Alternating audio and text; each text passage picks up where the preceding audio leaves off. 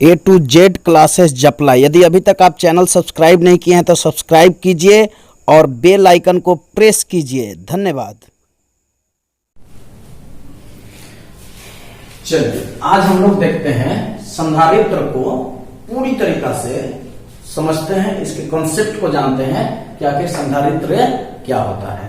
तो पिछले क्लास में हमने बताया था कि किसी भी पिंड को यदि आप आवेश देते हैं तो उसके विभव में वृद्धि हो जाती है।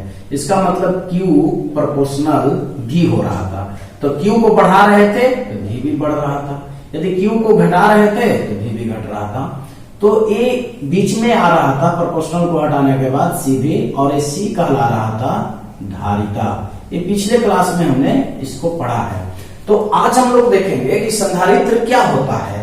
तो यहां देखिए, अगर C का फॉर्मूला आ रहा है Q/V, तो मैं पिछले क्लास में बताया था कि यदि Q को कांस्टेंट अगर रख दिया जाए,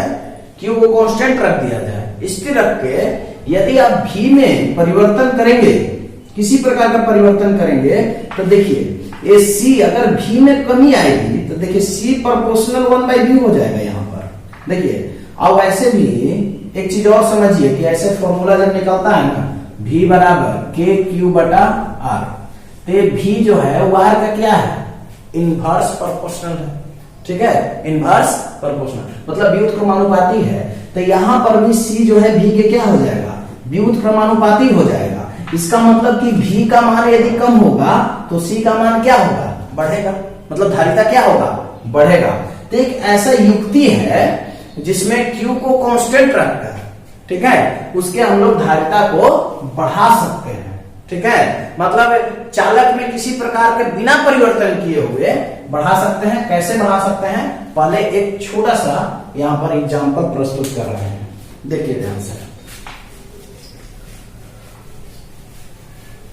देखिए एक सबसे पहले आवेशित एक प्लेट ले रहे हैं। देखिए ये प्लस द्वारा आवेशित प्लेट है, हम ध्यान से देखेंगे। प्लस द्वारा आवेशित है प्लेट है Q, और एक बिना आवेशित, ठीक है, एक उदासीन प्लेट ले रहे हैं यहां पर। तो आपको पता होगा कि उदासीन प्लेट में प्लस माइनस दोनों होते हैं। जैसे एक उदासीन गोला ले लिए तो इसमें क्या है, जितना इसमें इलेक्ट्रॉन है उतना ही प्रोटॉन है। इसका मतलब कि अगर 2 माइनस है तो यहाँ 2 प्लस भी है। तो अगर आप न्यूट्रल प्लेट को लेते हैं तो याद रखिएगा इसमें जितना प्लस है उतना ही माइनस भी है। तो जितना प्लस है उतना माइनस भी है। तो ऐसे प्लस प्लस प्लस प्लस और माइनस माइनस माइनस माइनस दे दिए। तो ये प्लेट करेगा क्या, ध्यान दीजिएगा। ये प्लेट के पास विभव भी है, कुछ ना कुछ तो विभव है, और यहाँ इसका कुछ भी विभव नहीं है। द बेसिक से समझिए, यहाँ इसका कुछ ना कुछ विभव है तो V मान लेते हैं कि 20 वोल्ट है। ठीक है, आपको जो भी मानना है मानिए। V बराबर मान लेते हैं कि 20 वोल्ट है। अब देखिए करेगा क्या, ये प्लस है तो प्लस को तो नहीं खींचेगा, प्लस को तो ये धक्का देगा, लेकिन माइनस को क्या करेगा, ये खींच लेगा। तो ये स्टेप 1। देखिए एक्सपेरिमेंट है। स्टेप 2 देखिए। स्टेप 2 में ये जो प्लेट है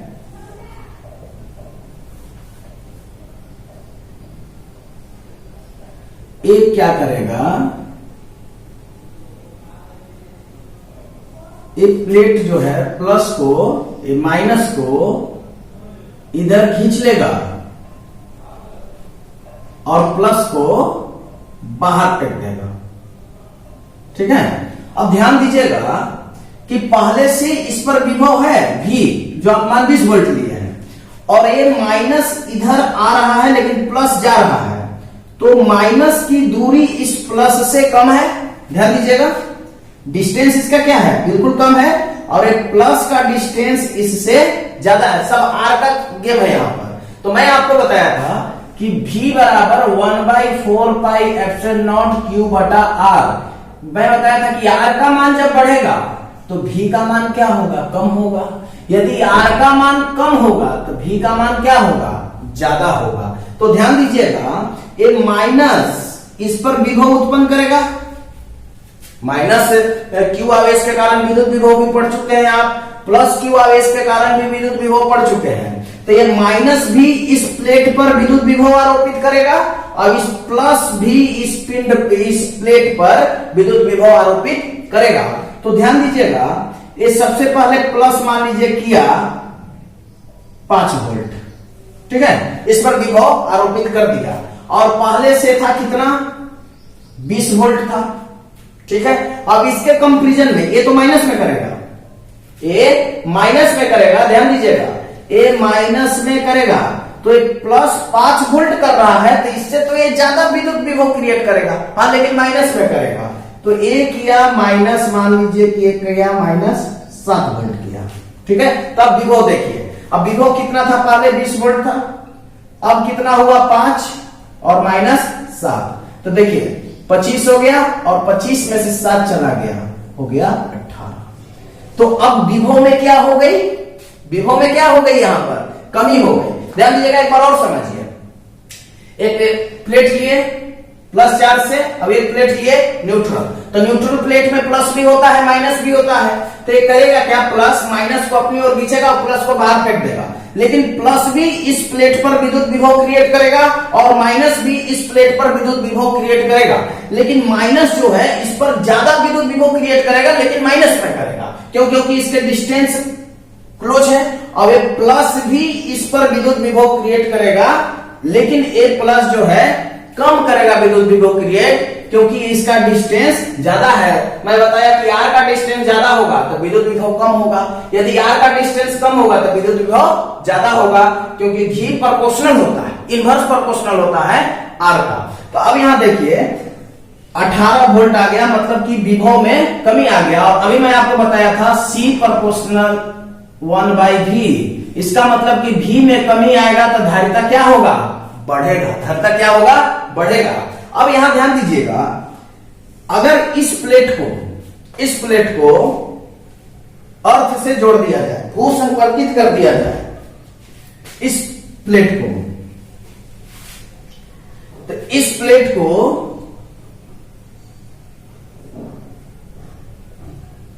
इस इधर प्लस वाले को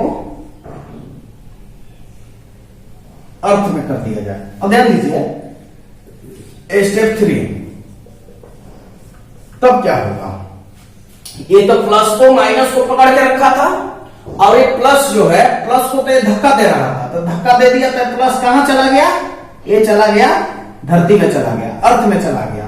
तो अब क्या बचा, ये माइनस बचा जो इस पर विद्युत विभव क्रिएट कर रहा था, और यहां पर देखिए पहले से ऑलरेडी इस प्लेट पर 20 वोल्ट विभव था, तब स्टेप 3 में 20 और ये माइनस 7, कितना हो जाएगा 13 वोल्ट। अब क्या हुआ कि और विभव कम हो गया।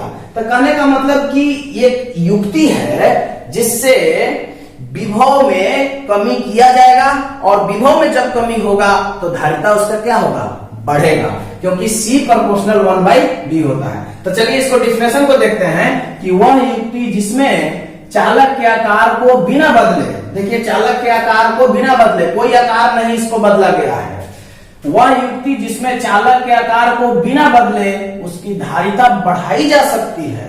देखिए धारिता बढ़ रहा है कि नहीं, धारिता बढ़ रहा है, क्योंकि विभव में क्या हो रही है, कमी हो रही है, धारिता बढ़ाई जा सकती है, उसे क्या कहते हैं, संधारित्र कहते हैं। तो धारिता का भी कंसेप्ट क्लियर हो गया, संधारित्र का भी कंसेप्ट क्लियर हो गया। अब हम लोग एक्सप्रेशन करेंगे संधारित्र से रिलेटेड। धन्यवाद।